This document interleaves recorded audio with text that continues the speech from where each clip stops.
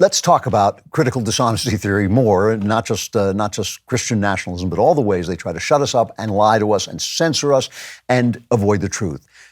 America is now in a recession. We've got inflation and recession. That's usually called stagflation. A recession has been defined for as long as I can remember as 2 quarters of negative growth in the GDP. I think it was Thursday. The second quarter was announced. We had something like 0.09% negative growth. The New York, let's find out what the press is saying about this. The New York Times, a former newspaper. Gross domestic product fell in the second quarter after a decline in the first, fueling fears that a recession may have already begun. I mean, that is the definition of a recession. So a recession has begun, but they say it's fueling fears. CNN says mortgage rates fall as recession fears grow. We're afraid there's a recession, but there's not. It's not, just because it's defined, the definition of a recession has been fulfilled, that doesn't make it a recession. Other places are saying it's a technical recession. Not a recession, it's a technical recession. My favorite is the Atlantic Monthly. Is this a recession? Wrong question. You can't even ask.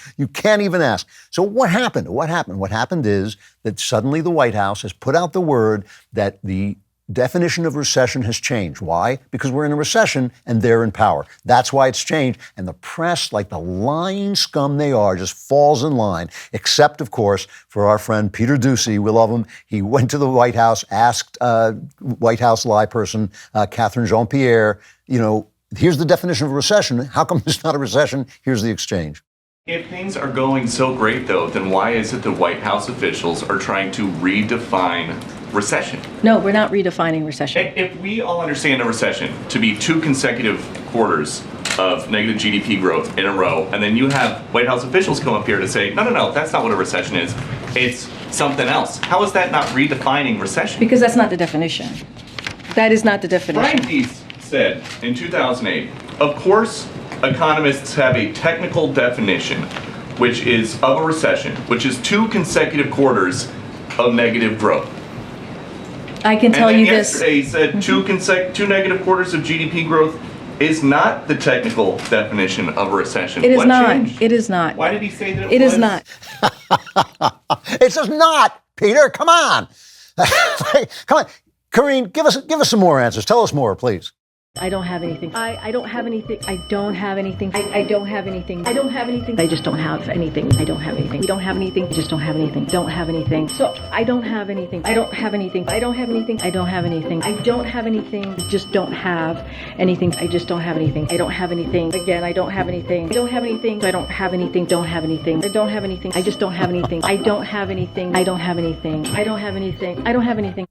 When you don't have anything, you don't have anything. I told Matt Walsh that his next film should be called What is a Recession? And he can just have, instead of having transgender people throw him out for asking what is a woman, he can just have economists throwing him out the door.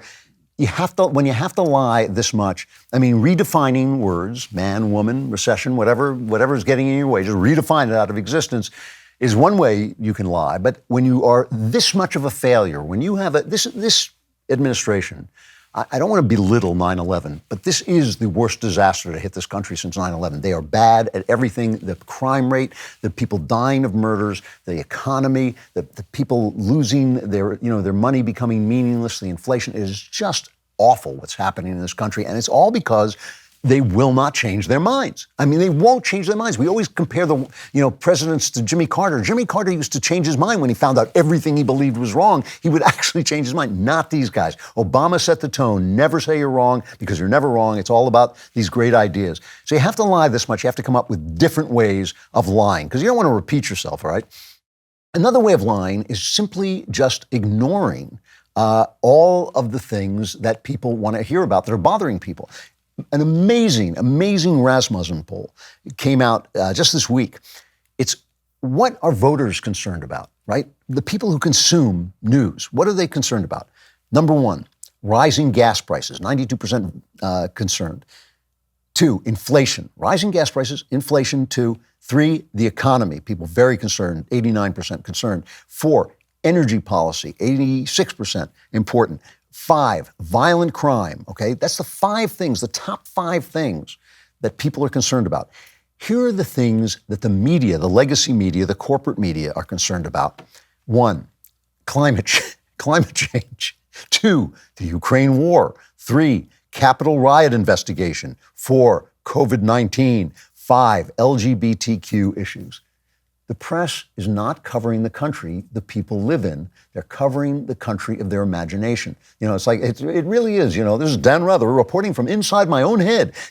That's what it is. They're covering their own imaginations. None of those 5 things that the press is covering is in the top 10 of what people want to hear about. That's what the news is. The news is what people want to know about the country they're in. They want the things that are bothering you. That's the news. That's the definition of the news. So this is a form of misinformation, which is just simply silence. We're not doing it. We won't report it. We're just not going to cover it. It's just not there. You know what?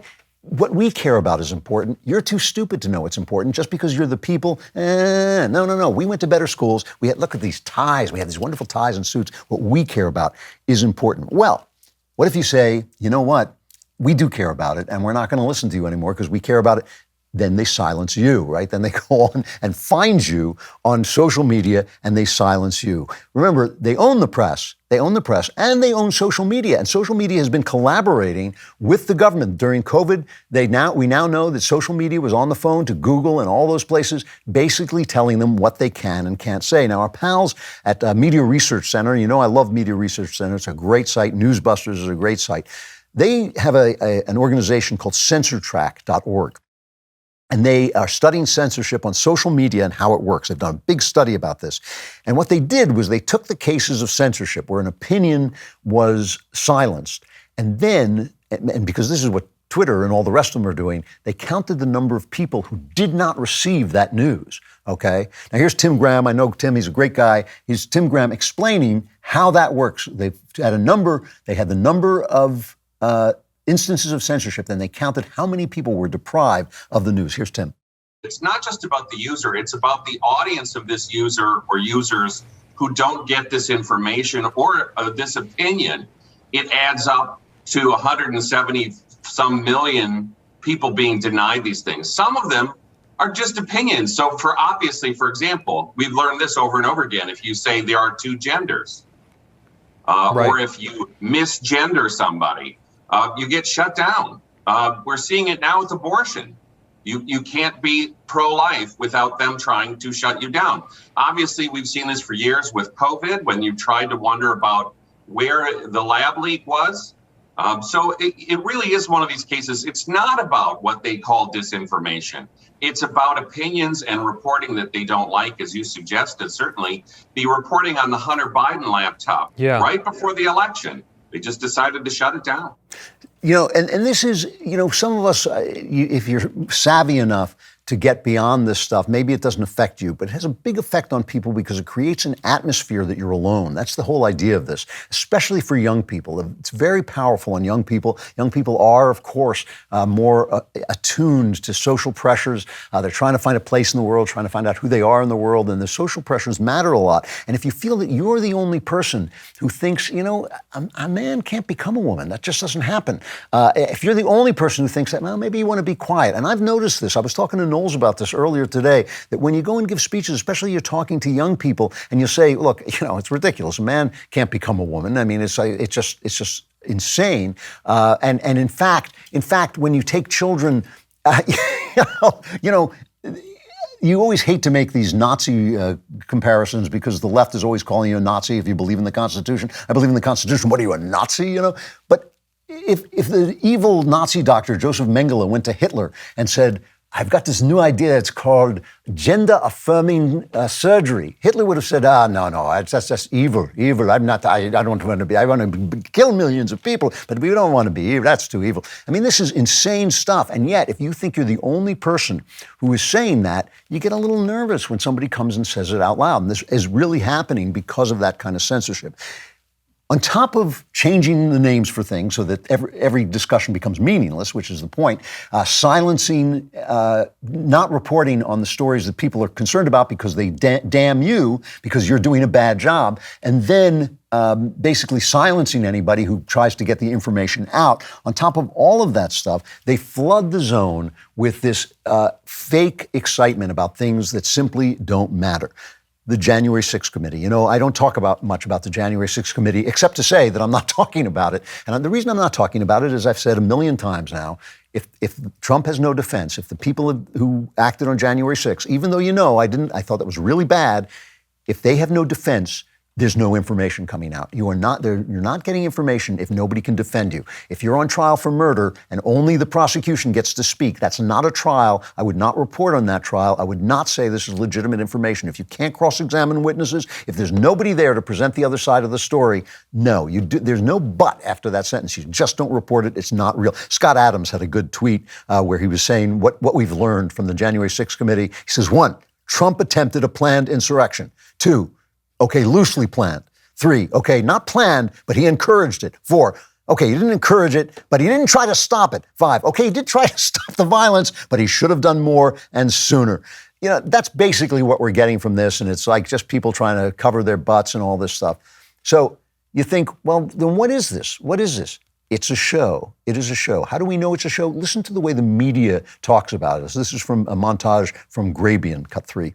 What we are expecting tonight from the January 6th investigation is something that's been described as a season finale. Not a show finale, but a season finale. There may be more seasons. There may be bonus episodes. The way that I've been talking about this hearing is that it's more the season finale than the series finale for the committee. The season finale, as it were, of their blockbuster hearings. In prime time, a season finale of sorts. Thursday's primetime finale, so to speak. Does this feel to you like the series finale or the season finale for the January 6th committee?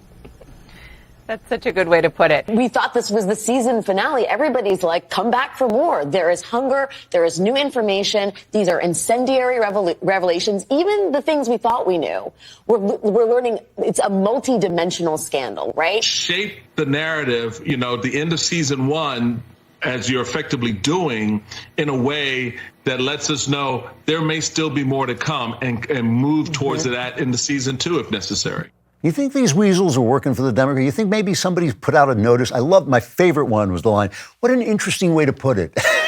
Everybody's saying exactly the same thing. You bet they're in line. All right, so they're flooding the zone. They're telling you, oh, this is so important. If you're missing this, you're missing it. It's better than, Chicago PD. This is the season finale of something so exciting. And, of course, and I believe this is never going to happen, they're pushing for the prosecution of Donald Trump, because what is a banana republic if you can't put the last president in jail? So Lester Holt interviews corrupt attorney general, that's actually now a new term. They used to be the attorney general, Merrick Garland, but now we just call him the CAG, the corrupt attorney general, Merrick Garland, and this is what he asks him. You said in no uncertain terms the other day that no one is above the law. That said, the indictment of a former president, of perhaps candidate for president, would arguably tear the country apart. Is that your concern as you make your decision down the road here? Do you have to think about things like that? Look, we pursue justice without fear or favor. We intend to hold anyone who was criminally responsible for the events surrounding January 6th, for any attempt to interfere with the lawful transfer of power from one administration to another, accountable. That's what we do. But what does Holt not ask him about? Because that's how the press works, is what they don't cover. He doesn't ask him about Hunter Biden. There's information now from Hunter Biden's laptop that Joe Biden, the big guy, did discuss his business with him, was aware of the kind of corrupt stuff he was doing.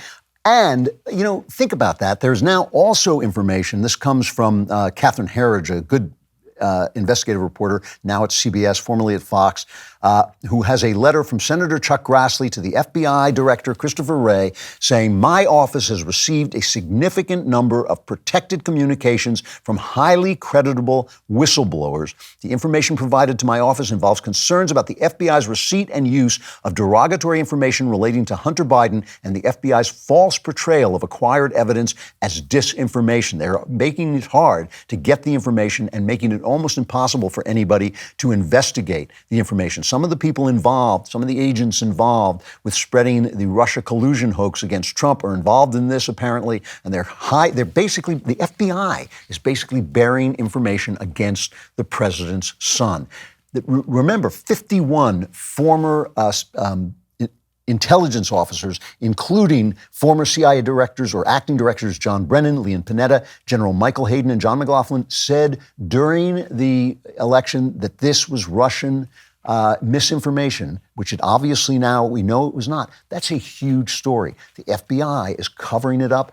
The former intelligence agents are covering it up. This is a huge story. Hunter Biden's corruption, which involves China, involves Ukraine, involves the interests of the United States of America and the interests of Joe Biden, and he knew about it. Apparently, he knew about some of it at least.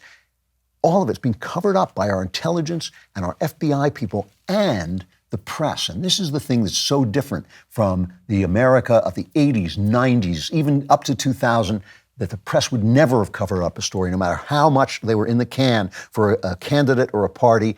A story like this is too big to cover up. Not anymore. We are living in an empire of lies. We're living in an empire of lies, and these guys are gaslighting the lot of us and then wondering why we don't believe a word they say. You need more content like this, so like and subscribe to the Andrew Klavan Podcast.